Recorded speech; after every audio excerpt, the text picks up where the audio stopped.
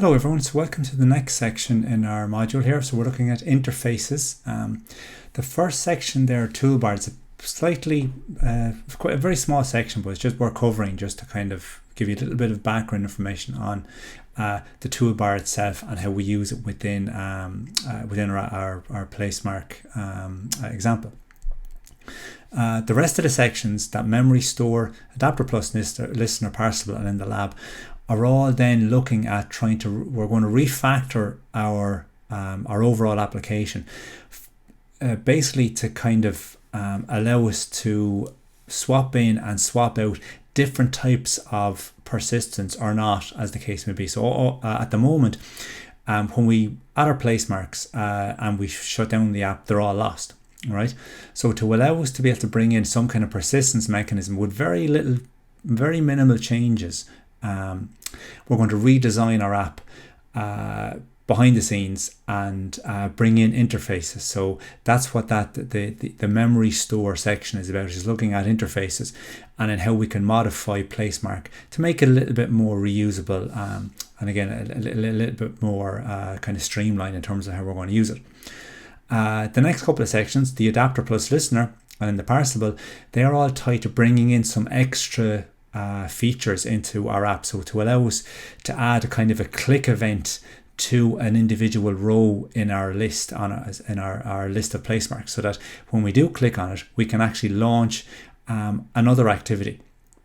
Okay, and that takes us then to parsable, because if we want to be able to go in and modify or change our placemark information, we need to be able to send that data from one activity to another activity.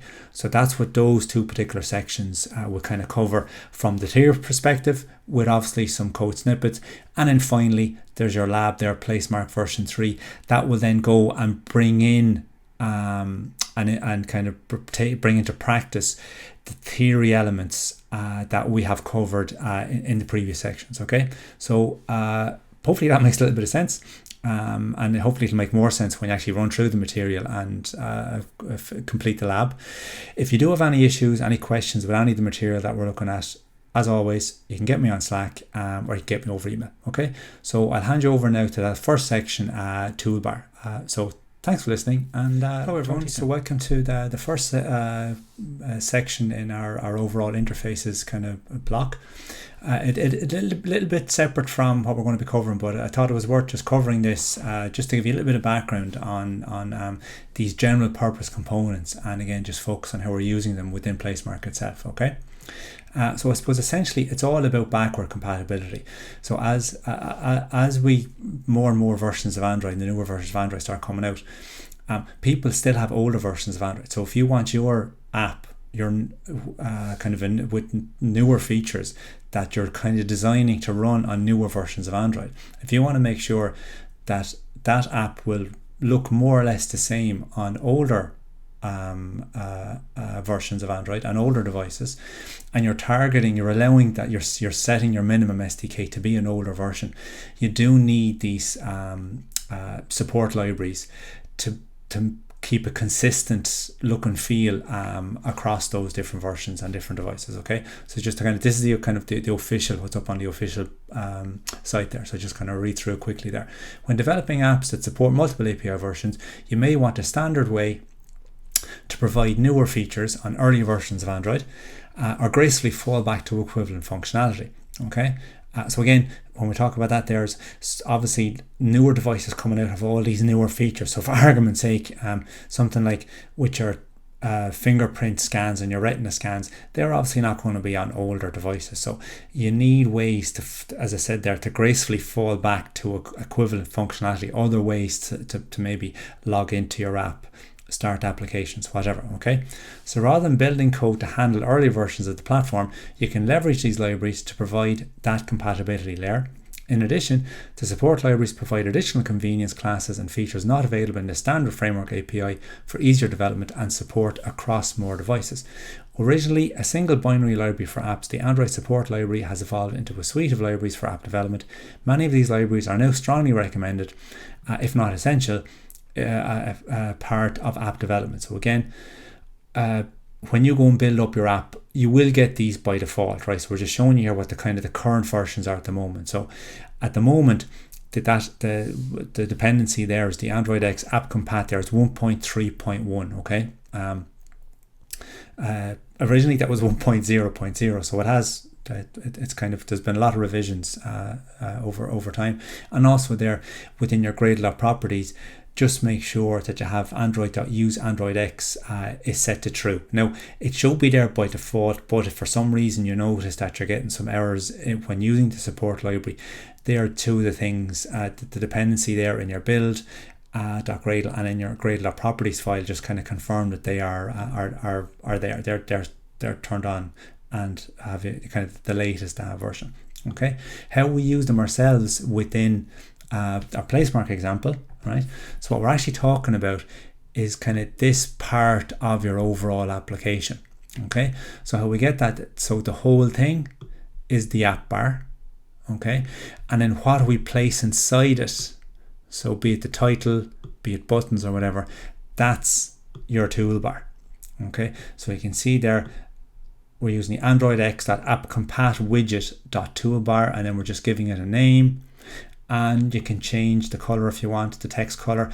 There's other properties there you can set if you wish, but we're just for our purposes, this is what we're kind of accepting. We're going to use what's there for us, okay? But again, be careful. It needs to be inside the app bar layer. So that's why they kind of work hand in hand, okay? You can't just have a toolbar floating around independently. It has to be wrapped up inside that app toolbar element, okay? In terms of some of the functions that are more or less standard with any app that will be using those menus. So the kind of the process you go through will be as follows. So in your on create, inside your activity, you can set the title, which again is the implicit title that is part of our overall application, which in our case is placemark. And then you set support action bar to that particular toolbar ad. So that will allow then users to click on options that you have in that toolbar. Now, to deal with those options, we use our on create options menu, right? And ultimately then on options item selected. But for the moment, just to inflate that particular menu is like so. So we have our on create options menu. We use the menu inflator.inflate. Okay, and we're passing in there r.menu underscore placemark. So whatever resources you have set up and whatever particular menu items you've identified inside menu underscore placemark will get displayed up here on the right hand side. Again, being consistent with what would be expected with an Android app, that it's all placed on the right hand side.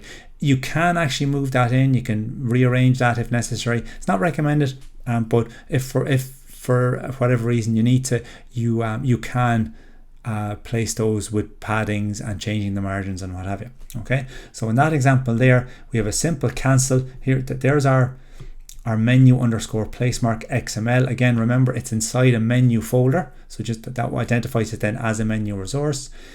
We have one item.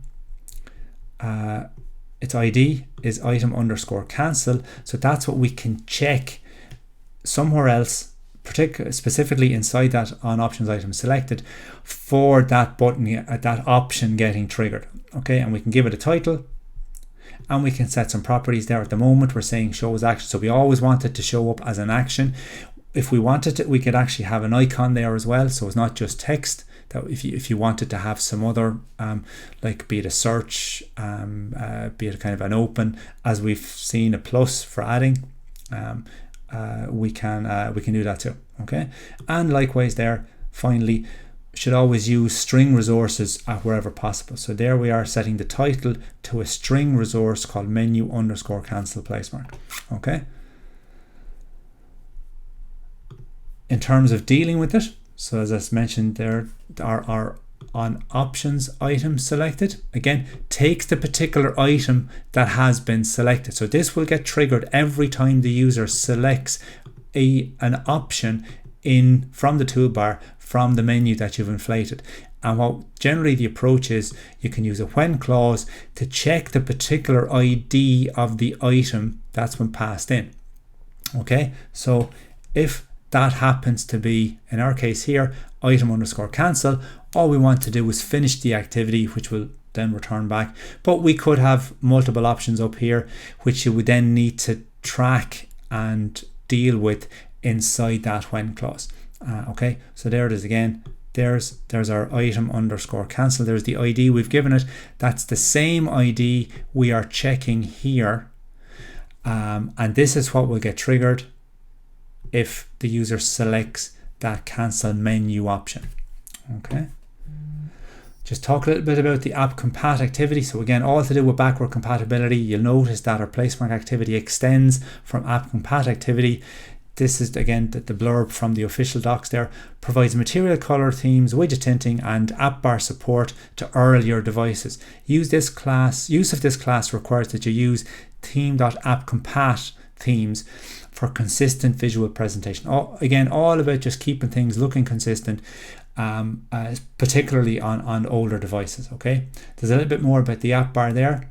The app bar, also known as the action bar, is one of the most important design elements in your app's activities because it provides a visual structure and interactive elements that are familiar to users. Using the app bar makes your app consistent with other Android apps. That's important. That's a very important point, allowing users to quickly understand how to operate your app and have a great experience. So again, this is a little example here. You know straight away what that search means, what that folder means, what those three little dots means. Okay. Likewise, our hamburger menu. Okay, so wherever possible, you should always use the built-in icons and the built-in resources to try and kind of inform the user and indicate to the user what the particular feature is that you're offering on the activity, and then generally up in your toolbar. Okay. There's a couple of from the official docs themselves. Just a couple of lessons you can run through there. Setting up the app bar, adding and handling actions, adding an up action, getting a little bit more advanced, and then using action views and action providers. Again, a little bit more like learn how to use these widgets to provide advanced functionality in your app bar. So if you want to maybe trigger and kick off some other activity, maybe working with the camera, maybe searching, maybe filtering, changing. That's another one there. That, you know, if you've noticed it yourself, sometimes if you hit a search option, you'll see the toolbar expand and give a little edit text for the user that they can actually type in text. Okay, that's refer to triggering the action view within your app bar. Okay, so if you want to, you can investigate other lessons, should I say, other ways to use that particular toolbar. Okay, but other than that, that kind of just wraps that up, that small section. So in the next section, we'll kind of focus on then a redesign of our overall application and look at interfaces in particular. Okay, so thanks for listening, and hello everyone, and welcome to our next set of slides in our overall interface section. So in this section, what I want to do is kind of basically look at a quick look at interfaces again, and then how we're going to modify the design of our placemark app to bring in an interface, introduce an interface, which ultimately will allow us then to implement persistence quite easily in terms of replacing that interface. But before we can replace it, we need to actually redesign our app to be able to utilize interface. Okay, so the agenda for today is a quick, it's short enough actually, but a quick look at the current model where we're at pre-interfaces. Okay, just a small little refresher on what interfaces are and how we can kind of use them. And then we then look at the rest of the section. We'll then look at introducing this placemark store interface into our overall application to allow us to refactor the model and make it, bring in that kind of an extra layer of abstraction to allow us later on replace that interface with very minimal changes to the code base. Okay. So if we have a look at our current model at the moment, and I suppose what we want to highlight, I suppose, is this here, where we have our placemark model is kind of talking directly to our application object and which in turn is utilized by placemark activity and placemark list activity. So what we're going to do is we're trying to add in an extra layer around here, so to speak, to separate out the raw data directly from where it gets used, both in the activities and accessed within the application object. Okay. So, but before we do that, excuse me, just want to have a quick little kind of coverage of interface. Just remind ourselves what it is in the context of OO program. Okay. So, in its most common form, an interface is a group of related methods with empty bodies, right? It's kind of sometimes referred to as its defined behavior. And it doesn't have to be just methods. You could have actual properties in there as well. And you can, in certain circumstances and in certain languages, you can implement a version of a function, which in turn then you would override to add your custom behavior to that in whatever class would implement, as the terminology, implement that interface. Okay, so interfaces form a contract, so to speak, right, between a class and the outside world, and this contract is enforced at build time by the compiler. So what you do is you decide, from a design perspective, you sit down and you decide what kind of functionality do we want to expose inside a class to the outside world. Ultimately the kind of the user of your class, right? So where this becomes very useful is in kind of multi-person projects, and you want to enforce some kind of consistent behavior to allow for future refactoring of code with as minimal changes as possible. You can introduce these things called interfaces to try and implement that kind of consistency and that enforcing of correct usage of the methods and of the correct implementation of the behavior that you want a particular class to display. Okay, implementing an interface allows a class to become more formal about the behavior it promises to provide, and if your class, this is the important bit for us, I guess, in terms of development and from the app developer implementing these particular classes. If your class claims to implement an interface, right, all methods defined by that interface must appear in its source code before the class will successfully compile. So as we'll see in a minute now, and it applies to any interface, both be it Java and Kotlin, as we're focusing on in this particular section. Whatever methods you declare, right, in your interface, they have to be implemented in the class that implements the interface. Otherwise, that class itself stays abstract, so to speak, right? And you will get errors at compile time. Okay, so you'll see a lot up to now. You've seen a lot of methods that we have the override keyword. That's what you're basically doing inside that particular activity or other class that you may have been using. That you're saying that this method here is an implementation which will override the superclass declared, or within an interface declared behavior. Okay, so if we look at it in the context of our own class, I just hide myself there now for a second. Okay, so what we have is, what we're going to do in this section, and then kind of in the lab as well, okay, we're going to bring in this placemark store interface, just the name we're going to call it. So the syntax is as follows. So very similar to what you would have you may have seen in Java. Keyword interface, give it a name, and then we declare inside that interface body the functions, the methods that we want to define the behavior for this placemark store. So somewhere else, again, it's actually below it, right? But in theory, somewhere else, a class will implement this interface, right? This placemark store interface.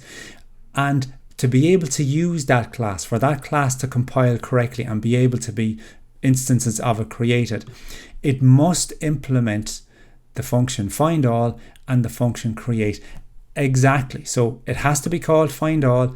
In this instance here, it has to pass back a list of placemark model objects, and a function create has to take as a single property a placemark model object. Okay, so in terms of then the implementation, so we're going to create a new class, and this will go into our kind of our model package as well. We're calling it placemark store placemark mem store implements placemark store. So straight away, if you see here, this class placemark mem store has to implement find all and has to implement create. Now, how it implements it has nothing to do with the interface, and this is the beauty of using interfaces, is that we can, behind the scenes as developers, we can change internally how those functions actually work and how they're implemented. All the interface is concerned is, shall we say, the public look and feel of any class that implements that placemark store interface. So what we're doing now is, in our placemark mem store, inside it we're going to wrap up within it a raw data, which is placemarks, an array list of placemark model objects. We're going to call it placemarks. Okay, and then we have our two functions, find all and create. Find all will simply return placemarks, and then create will simply add placemarks. Now you might say to yourself, there's only one line of code, there's not a huge amount going on there, why bother with this interface? Hopefully when we look at the persistence section, the final section that we're going to look at in this overall module, it will become very clear why it's useful to use interfaces when, as will be the case with the persistence, the internal implementation needs to change. At the moment, this is just raw data which isn't been stored anywhere. Okay, but what we would like to be able to do is modify our overall class and still use our find all and still use our create, but behind the scenes our find all goes off and looks up information from a file, and our create possibly adds it back to a file. So I suppose that the ultimate goal is to reduce the amount of refactoring that has to be done when new features need to be brought in or things need to be changed. Okay, so that's what we're going to kind of look at in this section, and in a lot more detail in the following sections. Okay, so what we're doing there is we have an interface there defining an abstract placemark store type. Okay, and then we have our at the moment our simple in-memory implementation using a standard array list data structure. Okay, so if we look at the design, how it changes. So what we have now is we have our placemark store interface, our placemark mem store implementing that interface, and then which manages the placemark model. Okay, so we're going to be working with a placemark mem store object from now on, as opposed to directly accessing a list of placemark model objects. Okay, so how we introduce that interface and the changes that would need to be made. And again, this is what you would do in the lab. Okay, so the first thing is you will modify the placemarks reference. So now it's not a simple array list anymore. It's now an actual instance of placemark mem store. So inside that we have wrapped up at the moment our raw data, our array list, our find all, and our create functions. Okay, and we can come back and we will modify this as the weeks go by as well. Okay, and then as before, same, just our simple on create on our application object, just to prompt to say that yes, it's been created. Okay, so how that looks now from a design perspective, there's our main app, which was originally directly working with the placemark model. It's now working with a placemark mem store. So eventually we can actually remove this, bring in a different implementation of placemark store, right, which won't affect the rest of the design of our overall application. So this will be, as I said, this is the first thing you do: modify your application object. The refactoring of the code will involve something like this. Initially there's not too much. So inside our placemark list activity there's one change.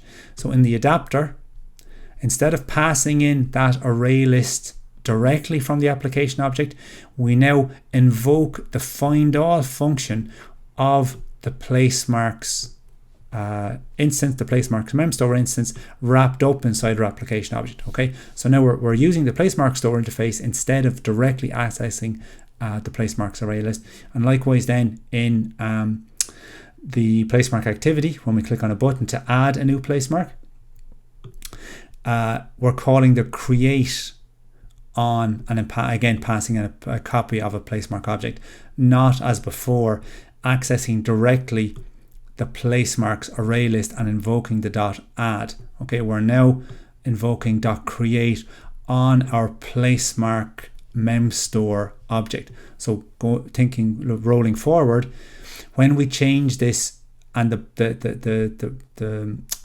behind the scenes implementation to working with persistence, this won't need to be changed at all, and this won't need to be changed at all. And as I said, ultimately that's the goal, to reduce the amount of refactoring and extra lines of code that need to be written to bring in a kind of new or change existing features. Okay, so an overall model, and you can see it's starting to get quite complex now, even though there's not a huge amount going on from the end user's perspective. Here we now have our there was our main app. Again, still extending of type application. Here's our placemark activity, placemark list activity, but those now are working in conjunction with the main application object via the placemark memstore. Okay, and again, that implements the placemark store interface. We will add some functions to this, but we will ultimately replace this with a different version of placemark JSON store, as we'll refer to it, to deal with persistence, and the rest of the whole application will remain unchanged. Okay, that's more or less it. Just a quick talk on interfaces. Again, just kind of the standard references there on your developer docs. And so other than that, what we'll do is in the next section we will look at bringing in some extra features and utilizing that placemark store interface. Okay, so thanks for listening. Hello everyone, and welcome to our section now on adapters and listeners. So what we're going to do here is take a kind of a pause for a second and have a look at currently where we're at within the app, and looking at some of the layouts, looking at the classes that we're using, and then kind of following on from our little discussion on interfaces, we're going to introduce a new interface to act as a kind of a listener, a click listener, so to speak, so that when the user can click on a row, it will actually trigger some event and launch another activity. Okay, so the agenda for today is, as I said, we'll have a quick look at the current model, some of the current layouts and all the classes. Okay, we'll then introduce this new listener and then look at the refactoring that's necessary within the project to bring in that new feature. Okay, it's kind of like a first step towards actually allowing an edit to happen, but before we kind of jump straight into that, it's useful, and we'll do this in the lab as well, just to gradually bring in that extra functionality. Okay, so again, looking at where we're at the moment, and we would have seen this in the previous section as well. So we've introduced our interface. You can see it down here, our placemark our placemark store, and the implementation of that is here. So what we're getting then is, at the moment, we simply still have, when we want to I suppose initially we would have a row when we go to add it, we get a particular row. This is just the kind of the default data that gets thrown up. So when we would add a placemark title and description, it will get listed up here. So what we want to do now is add in a little bit more functionality, so that when the user would click on a particular row, that will trigger an event which will possibly take you back to a screen looking like this, where the title and description are populated, which would then allow you to go in and edit it, okay, and update it. All right. So just to take a look at some of the layouts we have at the moment and how we're generating all that. So what we're getting here is, this is our activity underscore placemark underscore list. So this is the first screen the user sees. What's important for us, I suppose, is our recycler view here. Okay, this is what is generating this list of data for us. Okay, and again, note the IDs there. We're calling it a recycler view. I suppose we would have covered this in that first section, the overall first section, the app bar layout, and then the toolbar. So again, we're going to kind of modify this a little bit as well. So we have our add button, and using the add icon and the title and all the rest of it. Okay, within that itself, we have one of those individual rows which represent an individual placemark. So this is in the layout card underscore placemark. At the moment, it's pretty straightforward. We just have a title and we just have that description there. So that's wrapped up in a relative layout. You can see it here. So there's our placemark. There's the text view that matches this, and then there's the other text view, which we're calling description, which matches this. Okay, and then the activity placemark layout itself for adding, even though as far as the user is concerned, there's not a huge amount going on. There's only like 2 fields and a button. Okay, our edit text and the button. There's actually quite a lot going on in the layout itself. There's the full relative layout again inside a constraint layout, and then there's our 2 edit text and our button. Okay, in terms of the code, back to our placemark list, then the first class that gets triggered, that gets launched and displayed to the user, our placemark list activity. So where we're at the moment, all we do is in the onCreate, we set up that recycler view and set its adapter to our own custom placemark adapter, passing in again from our interface implementation there, our placemark mem store, the .find all, which will retrieve whatever the number of placemarks are.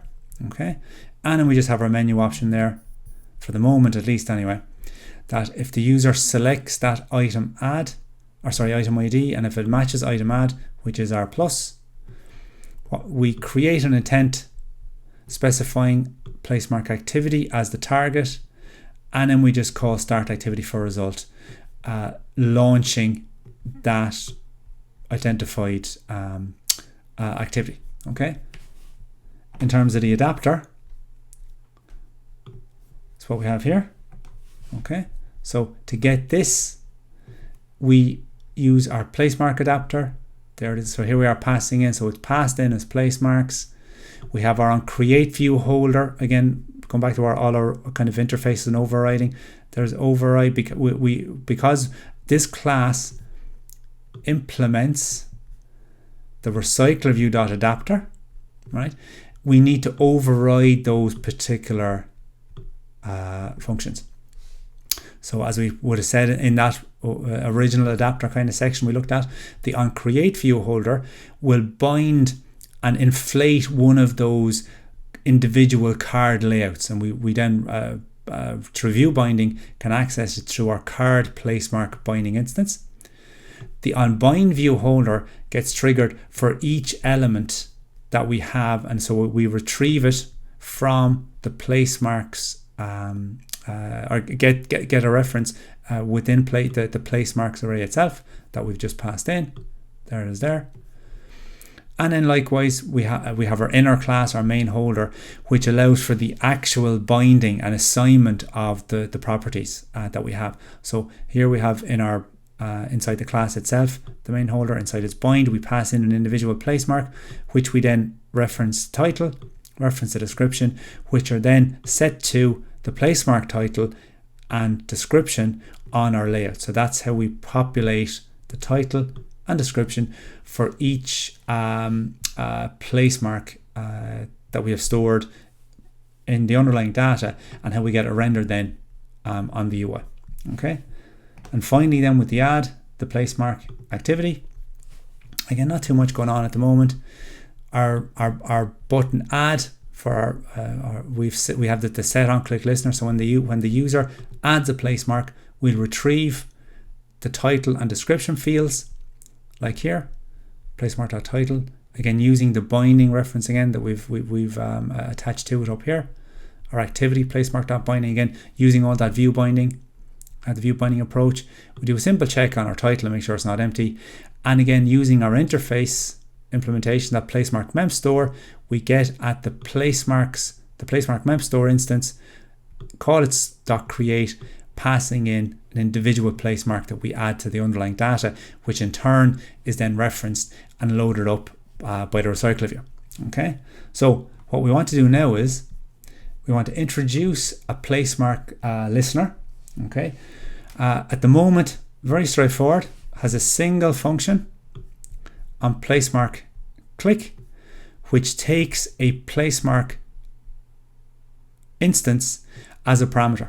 Okay, as this is what we're going to pass in to this particular function. So any class that implements this interface will have to, at the very least, implement a version of on placemark click. Now, what happens internally is totally up to the developer, has no kind of impact on the interface declaration itself. Okay, so we can implement this whatever way we want once we follow the, as I said, I suppose you can refer to it as the function signature. So it has to be called on placemark click, has to take a placemark reference. Now, there's a very nice feature in Android Studio. I haven't mentioned this previously, I don't think.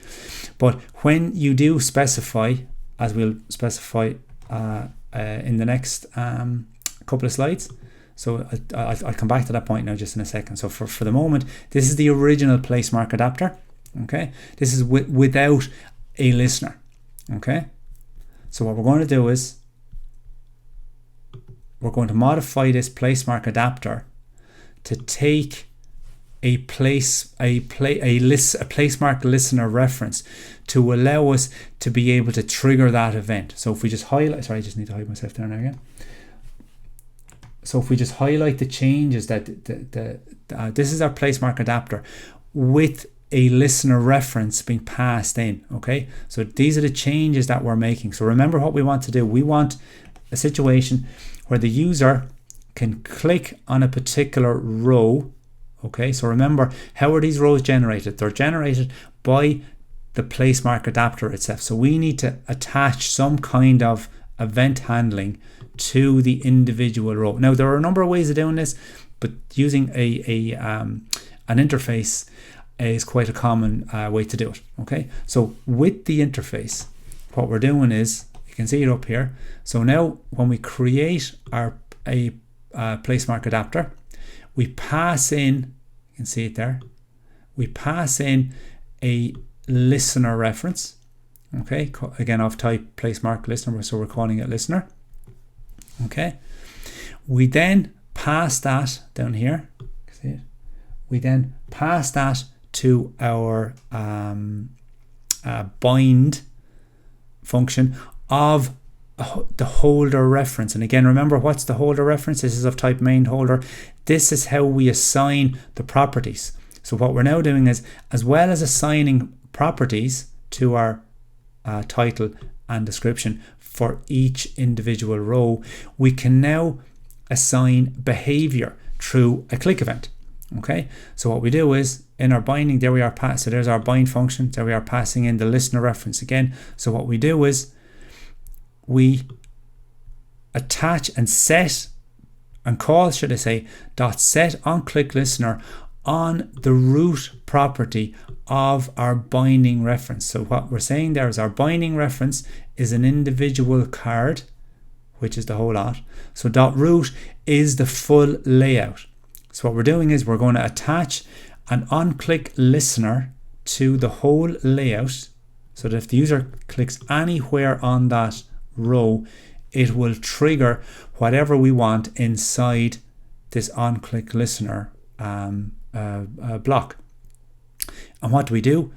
We trigger the on placemark click function, passing in the placemark that belongs to the individual row. Okay, and we invoke on placemark click on that listener instance. So whatever once we pass in that listener reference, we have access, because it's of type placemark listener, we have access to this on placemark click. Now, this on placemark click function needs to be implemented somewhere, right? That somewhere is whatever class implements the interface. So again, this is a reference to a placemark listener reference. Okay, so how we achieve that is as follows, right? If we go back to our placemark list activity, this is the original placemark list activity. So this is the class that we're using to render our list, to display our list. So this is where we need to get the information from, and most importantly, this is where we set the adapter and update that layout's particular recycler view adapter with our custom placemark adapter. Okay, so based on the lab, I'll come back to you again there now. Okay, so based on the lab, I would have taken you through these modifications and refactoring the placemark adapter to take a listener reference, which ultimately will be linked to the recycler view and a particular row in the recycler view. Okay, so this is, as I said, this is a placemark list activity without the listener. Okay, if we now look at it with the listener, okay, so we have it highlighted there. There you go, right? So now, if we, from the top, you can see it there now, our placemark list activity, as well as implementing and extending from app.compat activity, implements the placemark listener interface. So straight away, placemark list activity must implement whatever functions are declared inside that interface. At the moment, we just have the one, which is our on placemark click. So here's our implementation of that on placemark click function. And all we do is we specify a intent, very similar to what we did with the add function, if you can see it there, right? And we start activity for result, and we target in our intent, we specify that we want placemark activity to be the target and the activity that we want to launch when this intent is started. And this is all wrapped up inside on placemark activity. So what this will cause to happen is when the user clicks on a row, this will create an intent and launch the placemark activity right? Now you may be saying to yourself, but sure, that's exactly the same as what the plus does. And you are correct, it is exactly the same.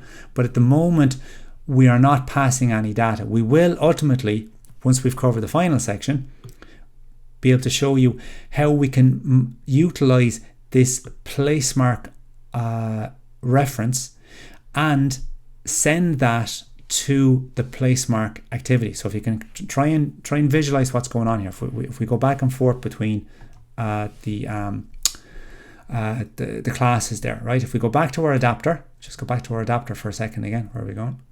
Here we are. Okay, so here inside the bind function, right? And remember, what does the bind do? The bind takes a placemark model object, accesses the individual properties, assigns it to the UI, the layout. We're now passing in a reference to the listener, and then taking that same placemark object that we've just passed in and what we've just accessed, title and description, and pass it to the on placemark click function. So what happens then, where that gets triggered, where it's actually called, is inside placemark list activity down here. So this placemark reference here is the object that was referenced by the underlying data from the row. So when the user clicks on this, it will trigger the click listener in our adapter, which in turn will trigger the on placemark click on the interface reference that was passed in. And where does all that happen, do you say?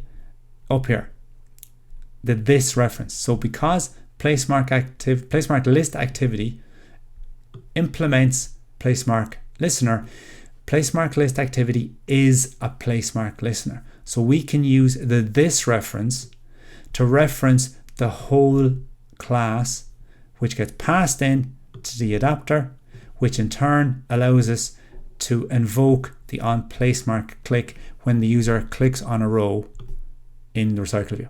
Okay, I understand there's quite a lot going on there, so hopefully as you work through it in the lab, it'll make a little bit more sense. But obviously, if you do have any questions on it, and if it is maybe causing you a little bit of a few issues, you can message me on Slack, you can get me on email, or you can, even when we're working through the lab itself, I'm obviously available there to take any questions while you're doing it, okay? Other than that, there's not too much else, I guess. So all I want to do is focus on, here's our current model now. So as well as we now have our placemark listener interface to bring in that kind of event handling and adding a click event to our placemark list activity. We're not passing any information yet. We will cover that eventually, but for the moment, I just wanted to cover in this section how we can bring in an interface and use it to be able to ultimately allow us to pass information from and specific information, i.e. a single placemark object from one activity to another activity based on the user clicking on a recycle view. Okay, it's quite a common approach.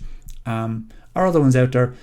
You're more than welcome to investigate other alternative approaches, but this is what we'll be covering in the lab and what I might expect to see in any kind of assignment or project that you might hand up. Okay, so other than that, that kind of wraps up that individual section. So the last section we look at will lead on from this and will show us how we can essentially bundle up data and pass that placemark object from one activity, attach it to an intent, and pass it to another activity. Okay, so other than that, thanks for listening. Hello all again. Welcome back to our final kind of section on our final piece of material on the overall interfaces section. So what we're going to look at here is the parcelable kind of model and how we can essentially pass data, pass objects from one activity to another activity. Okay, and it's kind of done by tying, it's working with intents. So we're going to kind of modify some of the code that we would have seen in the previous section, and then this will kind of filter into the lab to allow us to eventually bring in a kind of an edit feature. Okay, so the agenda for today is to kind of just cover parcel and parcelable types. Okay, we'll then look at the Kotlin parcelize plugin, and then look at what actual refactoring we need to do within the overall application to bring in these new features. Okay, so just some of the official blurb on a parcel and parcelable and all the rest of it. So a parcel is a message container, a message being data and object references. Parcel, like parcelable, intents and bundles, are part of the IPC family in Android, which is the inter-process communication. This is the important bit, I guess. It's Android's framework for moving data from one component of an app to another component of the same app. So this is from the get-go, as they say. This is how information and data was allowed to, and still is, passed between components within an Android app. Most of the time, it's between activities. It can be used in other contexts as well, but from most of the time it's just working with activities, and that's the way we're going to look at it today. Okay, some of the official docs there. Again, just a kind of a container for a message, data and object references that can be sent through an iBinder. A parcel can contain both flattened data that will be unflattened on the other side of the IPC using the various methods here for writing specific types, or the general parseable interface, and that's what we're going to use, right? And references to live iBinder objects that will result in the other side receiving a proxy iBinder connected with the original iBinder in the parcel. That's getting a little bit advanced. We won't be kind of getting into that in any great detail. We'll be focusing on the parseable interface, which allows us to bundle up quite with very little additions, allow us to literally take an object, compress all the data, store it in the correct formats, send it somewhere else, wrap it up in this intent, and then extract all that information on the other side in literally one line of code. Okay. In terms of the parcel build, that's an interface itself, right? Which is an interface for classes whose instances can be written to and restored from a parcel. So we're going to kind of they're going to work hand in hand. Okay. Classes implementing the parcel interface must also have a non-null static field called creator of a type that implements the parcel.creator interface. Again, that's kind of done behind the scenes, so we don't need to worry about that. But as I say, this has been around, you can see it there, added in API level 1. So it's been around since the first API was released. Okay. In terms of the Kotlin parcelize plugin, so this is a slight change you need to make. So you'd have to kind of modify your build files, the Gradle, just to bring this in. So this particular plugin provides a parsable implementation generator. So when you annotate a class with at parcelize, that's what we're going to be doing. So we're going to be doing this here, just at parcelize, right? You can then extend and you can make it of type parcelable, right? When you annotate a class with the at parcelize, a parcel implementation is automatically generated as shown in the following example. So this is all we to hook into this mechanism of allowing us to take these objects, store the data, no matter what type of data it is. As I said, it could be strings, it could be integers, whatever the type, it could be other objects, it could be lists even. Using this by simply saying at parcelize and then implements the parcelable interface. As I said, hooks into that mechanism to allow us to be able to send that information and have all that formatting and all that conversions and compressing done behind the scenes. Okay. So if we look at our current model at the moment, right? So we're going to bring in, this is just a kind of section of it. We're going to bring in the parcelable interface. So we're going to have to modify this. This is one of the steps you take in the lab. You're going to modify your parcel model data class. Okay. So in terms of the changes that you need to make, right? So again, this is from the lab as well. So you will need to, as a typo there, sorry about that, equips our data class, but you need to modify your plugin. All right, so we have a few in there already. So now we're going to add in the Kotlin.parcelize plugin, which will then allow us to say the following. We can use our annotation and then we can use our interface.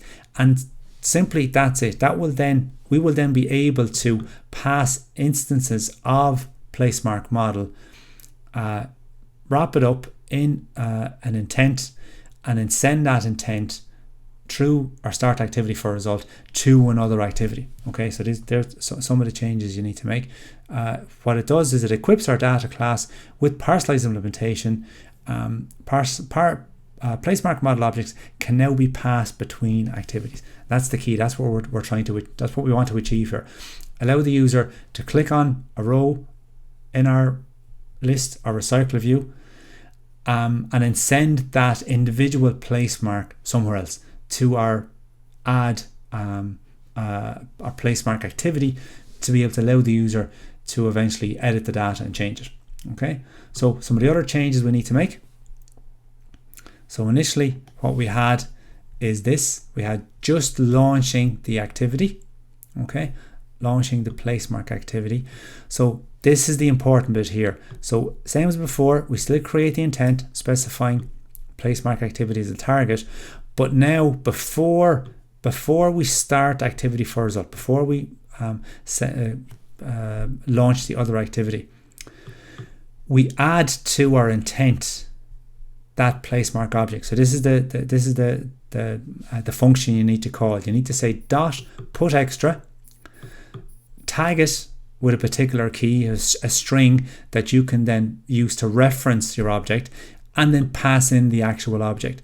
So what this will cause to happen is that on the other side, when placemark activity is launched, we will be able to retrieve this placemark object by retrieving the placemark _ edit key. And now this can be anything you want. You can call that whatever you want, but it is case sensitive, so you need to be careful about the key that you reference on the other side, as I call it, on the activity that's accepting this intent and what has accepting the data and the activity that you've launched. Okay, so as I said, how we achieve it is via the put extra method, which can send a parsable object to another activity. So this needs to be of type parsable, so we need to make those changes, like we said, the annotation, and that will allow us then to call dot put extra. If you don't, you'll get errors on that. So if you do miss that step, you'll be told about it pretty quickly. Okay. So inside placemark activity, so this is now the user has clicked on a row in the list, has launched the activity, but has also passed with it that placemark object. Okay. So how we get at that is as follows. Right. We access it via the implicit intent reference, and we can say intent dot has extra, and there's our key that we're basically looking up that placemark underscore edit key. Okay, so if that is the case, if there is some key data in there referenced by placemark underscore edit, we retrieve it. Now we as the developers know this is of type placemark, so because that's what we would have sent. So we use our existing placemark reference that we would have declared. Remember, we're inside our placemark activity. This is the placemark activity that initially we were using as a new placemark object for allowing the user to add. So we're going to leverage that now. And here we retrieve. So this is how we retrieve our instance. We say intent dot extras dot get parsable, again passing in the key. Okay, that will retrieve whatever placemark object is tied to placemark underscore edit, that particular key, and then we set the placemark title and we set the description on our UI within each row to the title and the description of that particular placemark that has been sent from the list, sent from the recycle view, the individual card. So this is an example of something that we would get if we had clicked on a row in our list that had done more, a nice spot for a swim. The placemark object is passed to placemark activity. We check to see have we an intent. We do. Retrieve the overall object and then access the individual title and access the individual description. Okay, so just to read the notes there, in placemark activity, we recover the placemark if it's present and update the UI with the placemark values. Okay, so we're basically looking for that placemark underscore edit key that was injected by placemark list activity. But again, be careful about it's case sensitive, so be careful about any underscores, any uppercase, any lowercase text. Okay. We need to go back, and then because we want to edit, we need to be able to go off and find an individual placemark. So we refactor our model like so. So we need a unique ID, right? So to manage them, so we bring in this a long ID, right? And again, this just highlighted there for you. This can be used for updating and deleting in our in placemark store method. So we're actually going to go back and modify that as well. Okay. So this particular lab does involve quite a lot of refactoring. Okay, so inside our placemark mem store, what we do is we bring in a small little helper function just to kind of generate a new ID. So whenever we call get ID, we just grab the last ID, add 1 to it. So we've initially set it to 0. Again, just note the long because we want to make sure explicitly we're saying it's of type long. Inside our placemark mem store, we still have our list. We still have our find all, but now we're modifying around create so that every time we go to add a placemark, we give it an ID or update its ID property and then add it, which will allow us then to bring in a new function called update. So working through the lab, you'll need to modify the interface as well and bring in a new function update into the interface. So here, we're using the find function of our I keep calling it the raw data placemarks array list to look up the ID that's been passed in. Okay, so what we're saying here is we're passing in the overall object, right? And if the object that's passed in, right, so this is our place mark, if that matches the ID of the place mark, again, this is kind of, it's like in we're iterating through the each element in place marks. So this is a very nice function that will allow us to navigate element by element. So we're just referring to it as P here.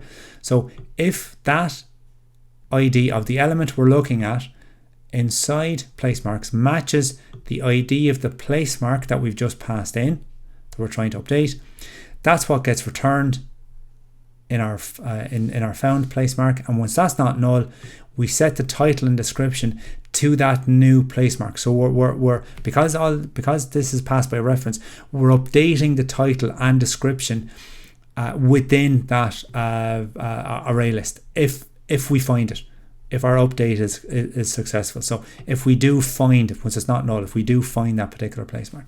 Okay, so that, again, there's some of the changes that would be involved in the working through the lab. Okay, so if we just compare our place mark activity, kind of a full look at the class before and after working with our parcel. At the moment, I suppose the main point to note here is we just have our button.add, which is basically adding and creating a new place mark once the user clicks on the add button. Okay, but what we want to do now is have an add edit feature been implemented. Okay, so what we do is we introduce that if statement there, as I was talking about. So we recover the place mark object from the parcel and update the UI accordingly.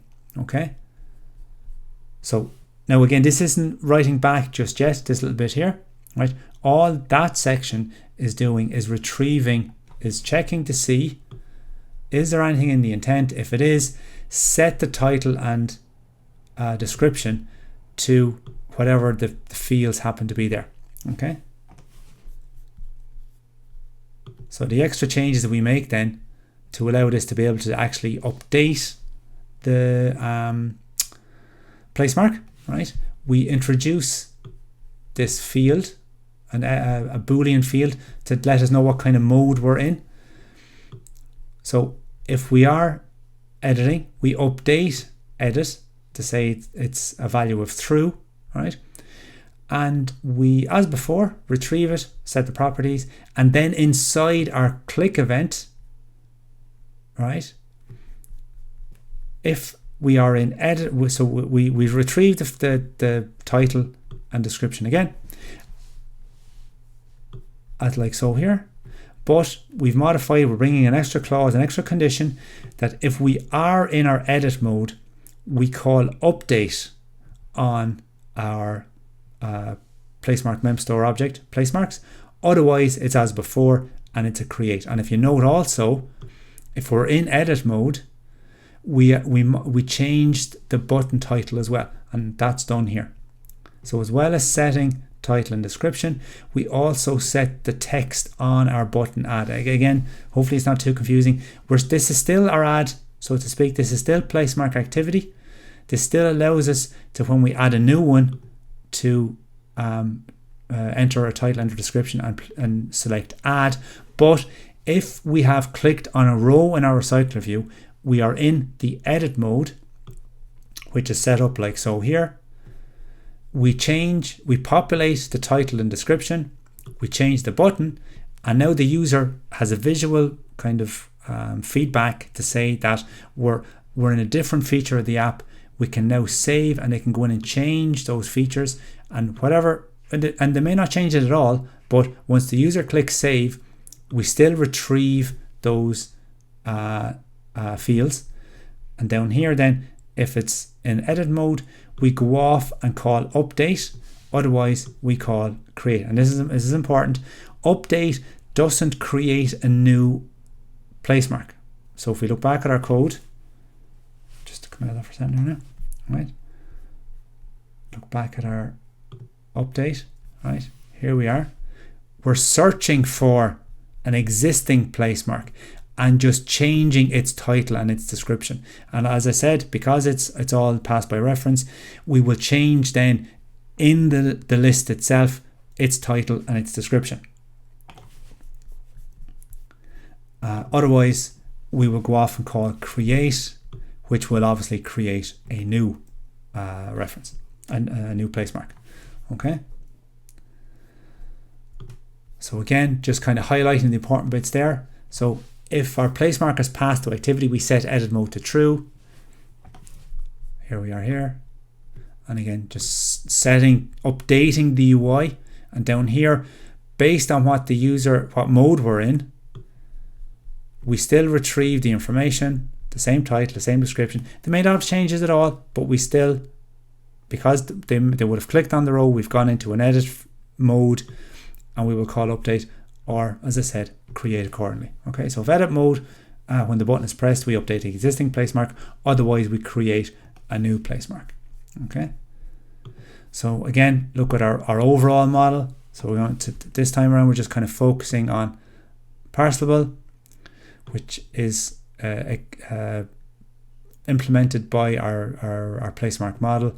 There's our place mem store. So we have a couple of interfaces been brought in, one belonging to Android, one we've created ourselves. Again, on the face of it, not a huge amount going on. Not a very rich UI yet, but behind the scenes you can see that the current model is getting quite complicated. Okay. Other than that, I think that's the lot again. So again, yeah, just highlighting our parcelable there for you. Same references as before. Good, your kind of one-stop shop for everything. Everything Google there, everything Android related.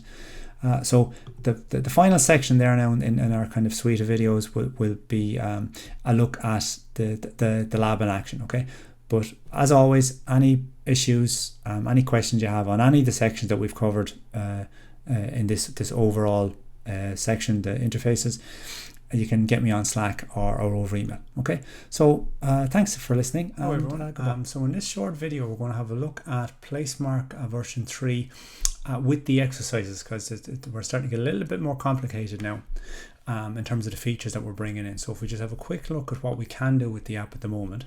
Okay, so if we go and add a Placemark, so say done more for argument's sake.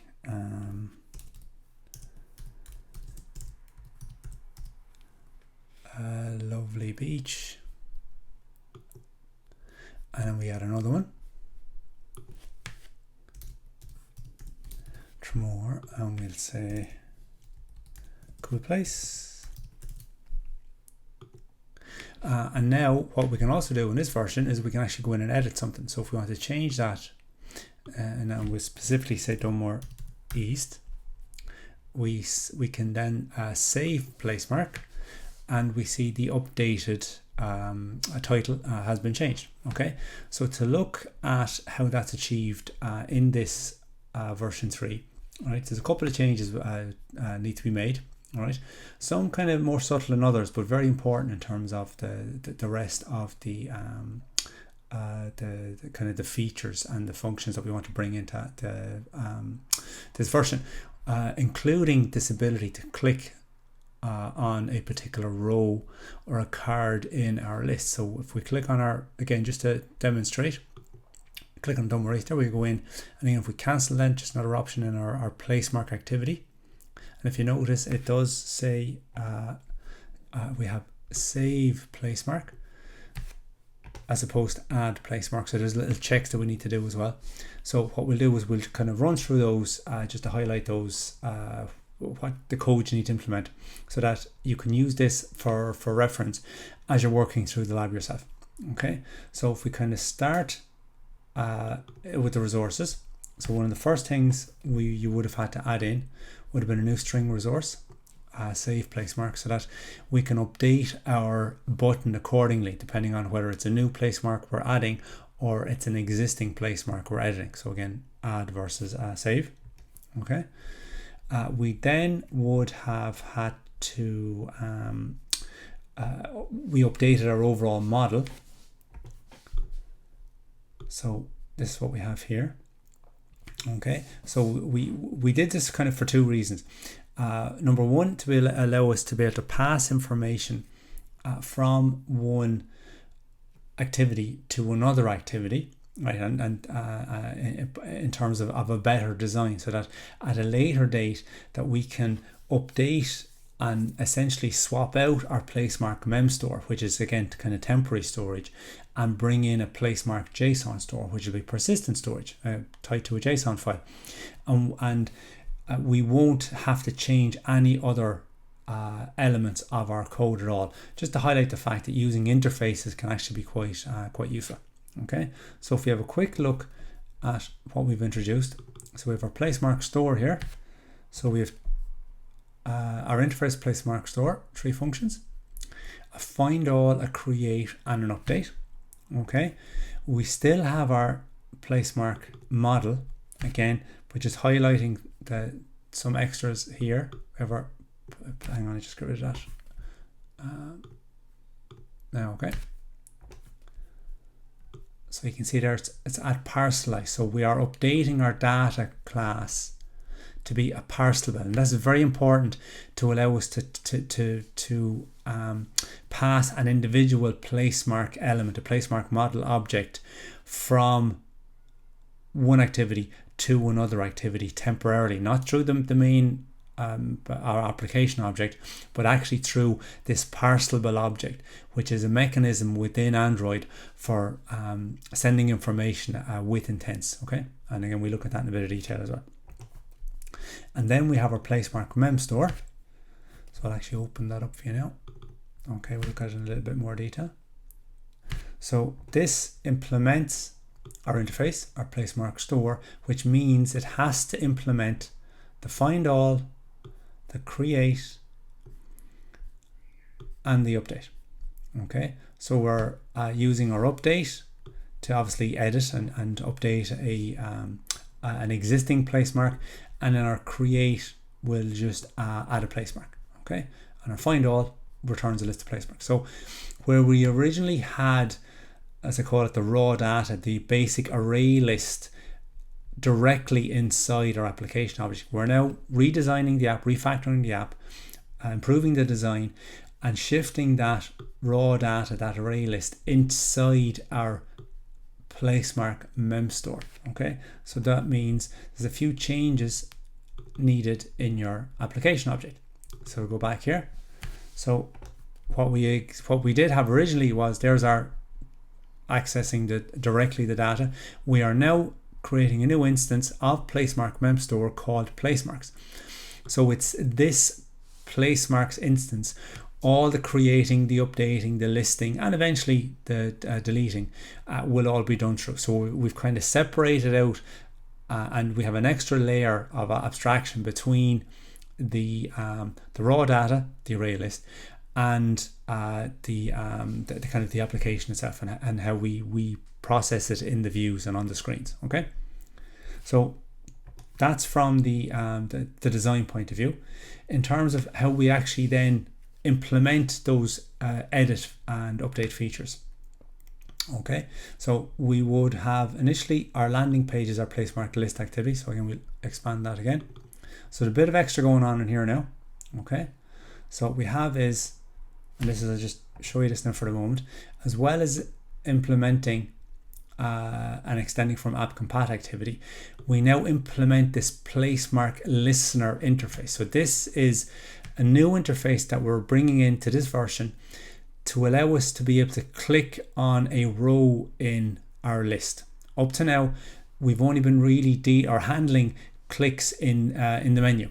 So over here, when the user clicked the add, we would have started a new intent and launched the placemark activity. But now what we want to be able to do is click on a row in our list, start the same intent, or kick off our placemark activity, but this time send with it a parseable object, which is that placemark object that the user has just selected. So if it's the first row, we should be sending Dun Maurice to Lovely Beach. Likewise, if it's the second row, we're sending Tremor and Cool Place. So how we achieve that is down here.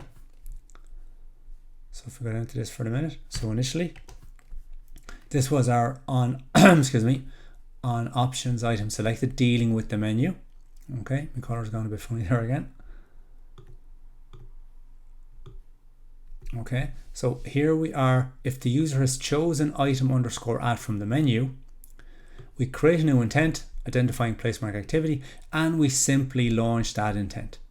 Okay, but now because our activity implements this placemark listener, right, we have to, based on the functions that we need to implement, we have to override the on placemark click. So I just we'll talk about this for a bit, and then I'll actually look at the that interface and how it's all kind of wired up together. Okay, so that we'll have one method inside that new interface called on placemark click.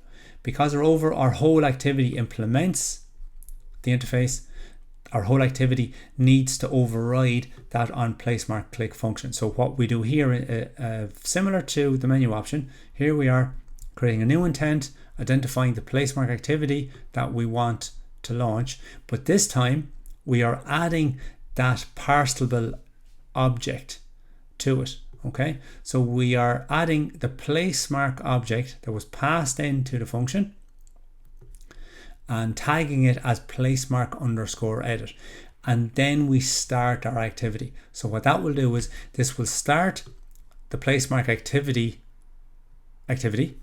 but send with this extra information, this parsable object called placemark, but tagged as placemark underscore edit. So that's what we're going to try and retrieve inside the placemark activity. Okay, and they're the checks that we can do to tell us, are we creating a new placemark, or are we actually editing an existing one? Okay, so to look at how that's kind of achieved, okay, so we just close that down for a second. We would have updated our adapter. So remember now, the adapter is like that middleman, right? Is that object that sits between the UI, which is our recycle view in the screen, and the raw data to retrieve the data and then display it. Okay, so inside our adapter, this is where we've decided to place the interface on placemark listener. And again, there's the one function on placemark click, which takes a placemark instance. Okay, so what we do is when we're creating our adapter, and there's a number of different ways to do this. It's just one particular approach, fairly straightforward, hopefully understandable enough. So as well, now when we create our placemark adapter, as well as passing in the array or the list of placemarks, right, we now pass in a reference to that placemark listener. So this is how we can link and trigger that click event. Okay, so here we are passing in an instance, we're calling it listener. Okay, so the extra addition we have now is down here, is inside our inner main holder class. And remember, what's this responsible for? This more or less represents a single row, a card in your recycle view. So as well as setting the placemark's title and the description based on the placemark that we've passed to it, we now also set, on the overall row, the root of the binding instance that we have bound to. And again, that's our card. If you look it up here, that's our card placemark binding. That's what we pass into our main holder, which is passed in here, which is then referenced here. So this is the binding.root is the overall layout. So we're attaching and setting an on-click listener to that. So whenever a row in our recycler view is clicked on, we trigger and call the on placemark click method function of the listener instance that was passed in.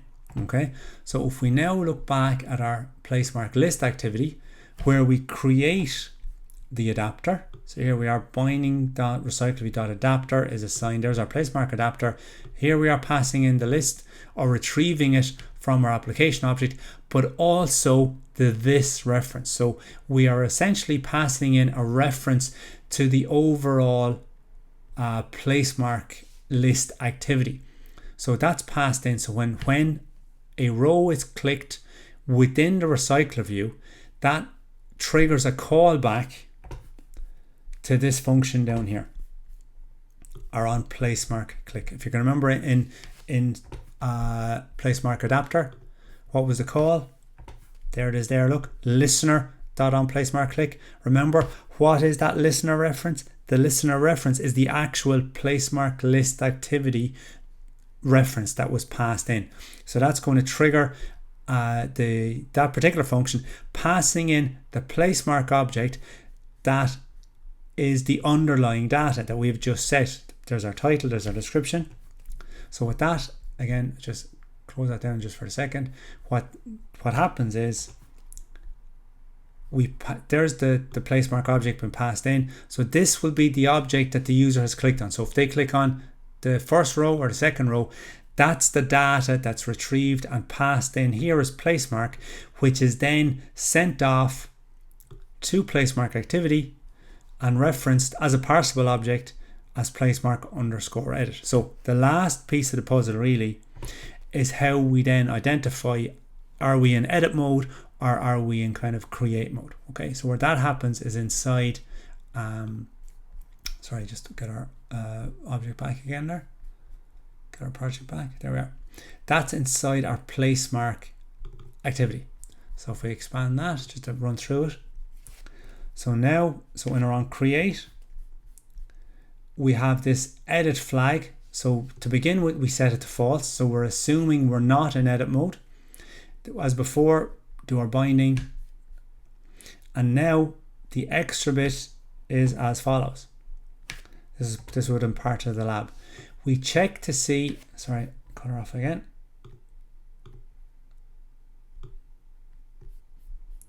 We check an implicit intent if it has any extra data. So remember, we started activity for we kicked off the intent, we started the activity, placemark activity. This is what launches. We can then get at or check to see, is there any extra information been passed with that? So if this returns true, if when we try and retrieve this instance here, we're basically tagging that parsable object as placemark underscore edit, okay? And just a kind of point to note, that is case sensitive, so be careful about your naming that you use, okay? So we're basically saying here, check that intent for extra information that was that launched this activity. If there is anything in placemark underscore edit, right, we jump in here and we say edit is assigned true, so we're in edit mode. We retrieve, so intent.extras.getParsable, there we are getting that parsable object using our tag to retrieve it. We know it's a part of placemark, so we assign it to placemark, and then we update the title and description with whatever the title and description of the placemark that was passed to it and that we've retrieved, and we set the button to save placemark. So again, over here, if we clicked on Tremor for argument's sake, so again, we just look at it here. If I click on Tremor, there I am. That's what that code achieves. That we load up the Tremor, the title, and the description, and there's our save placemark button after been set as well. Okay. We also then inside our button add. So again, even though we may have changed the label, right, we're still calling this our button add, okay, and to avoid any more confusion. So inside it, we modify our conditional test to make sure that the title is not empty, because we want to make sure that even if the user is in edit mode, that we don't want them to be able to store an empty title from editing. Okay, so we still same check as before, making sure title does have a value, and if that is the case, if we're in edit mode, we call update and passing in a copy of placemark. Otherwise, we call create. Okay, so that's why this edit flag is quite useful. Okay, and then either way, we just set result okay, and then we finish. We kill off the the overall activity. Okay, so that's kind of how that mechanism works. So we're checking to see, are we in edit mode, are we in kind of create mode. Okay, there's one final check that needs to be done. Okay, and again, this is beyond even the exercise as well. It's in the following lab as you're working through the exercises. So when we make a change, so again, if I go back over here and if I delete that east again and save place mark, there it's updated. If you're working through the lab as it's prescribed, you may find that this doesn't update immediately. It may be a case where you have to add a new one or go into edit again, and when you return, then it updates, which obviously is not ideal, right? What we need there is we need to tell the recycler view, its particular adapter, to refresh itself. So how that's done is, again, back in place marker list activity. So when we return to the place mark list activity, what we want to be able to say is down here in our on activity results, when we return back, we want to notify data set changed on the recycler views adapter. So this is a function belonging to the adapter, which basically says refresh yourself because your data has changed. So if you were finding that it was a bit temperamental and your app wasn't performing as expected, just confirm that you also have this function call, specifically a call to notify data set changed on the recycler views adapter to make sure that your data refreshes. Okay, so I think other than that, if I just collapse that again, there's not much else there. And we looked at the main app. Our layouts are okay, just with one strings. Yeah, a nice bit of work done in the adapter. So that's kind of bringing in that event handling and allow us to click on a particular row. There are a number of different ways to achieve that. I think this is just, it's probably the most straightforward approach and the most adaptable if you want to leverage this and kind of have a click feature in your own app or in a different app. Okay. So other than that, again, any questions, any issues, you can get me on Slack or email. So other than that, thanks for listening, and goodbye.